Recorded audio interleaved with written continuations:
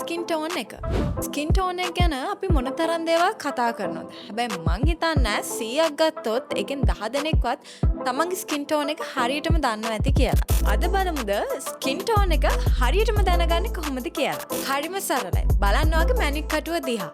ඔයාගේ නහර දම් පාට හරි තද නිල් පාට හරි නම් ඔයාට තියෙන කූල් ස්කින් ටෝන් එකක්.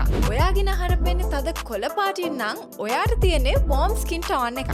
තව ක්‍රමයක් තියෙනවා. ඉතින් ඒ ක්‍රමෙත් හරිම ලේසියි. ඔයා සුදු පාට කඩදාසියක් හරි මම මේ අඳන් ඉන්නා වගේ සුදු පාට ඇඳුමක් හරි ළඟට ගන්න. සුදු පාට කඩදාසිය හරි ඒ සුදු පාට ඇඳුම හරි ළඟට ගත්තම ඔයාගේ ස්කින් කලර් එක රතු පාටින් හරි රෝස පාටින් හරි පේනවා නම් ඔයාගේ ස්කින් ටෝන් එක කූල් ස්කින් ටෝන් එකක්. හැබැයි ඔයාගේ ස්කින් කලර් එක පේන්නේ කහ පාටින් හරි ගෝල්ඩ් කලර් එකෙන් නම් ඔයාට තියෙන්නේ වෝම් ස්කින් ටෝන් එකක්. මේ වගේ ස්මෝල් ෂෝට් ටිප්ස් දැනගන්න ඕනේ නම් අපිත් එක්කම එකතු වෙලා ඉන්න.